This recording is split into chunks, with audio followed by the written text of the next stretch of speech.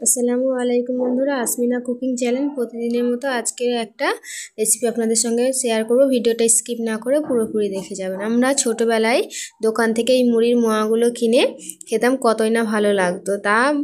আর এখন তো এগুলো পাওয়াই যায় না, যদিও বা পাওয়া যায় টেস্ট পুরো ভিন্ন হয়ে গিয়েছে। তার জন্য বাড়িতেই আমি আপনাদের মুড়ির মোয়া তৈরি করে দেখাবো। তো দেখুন বন্ধুরা, প্রথমে আমি মোয়া জন্য মুড়িগুলো ভেজে নিয়েছি শুকনো কড়াইতে। তারপরে আমি একটা অন্য কড়াইতে গুড় দিয়ে এভাবে গুড়টা গলিয়ে নিয়েছি।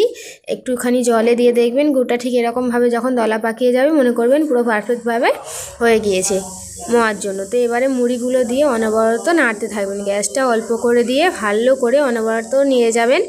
নেড়ে যাওয়ার পর দেখবেন যখন অল্প হাতে গরম গরম এরকম, খুব গরম নয় হালকা গরম, যখন দেখবেন এরকম নাড়ু হয়ে যাচ্ছে আপনারা ভাববেন যে মোয়া শেপ দেওয়ার জন্য পুরো পারফেক্টভাবে তৈরি হয়ে গিয়েছে।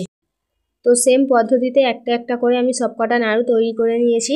আপনারা দেখতেই পাচ্ছেন কত সুন্দরভাবে একে অপরের সঙ্গে সেট খেয়ে গেছে। এই মুড়ির মোয়া বাড়িতেই খুব সহজে তৈরি করে নিন। এগুলো খুব সহজে এবং খুব তাড়াতাড়ি হয়ে যায়।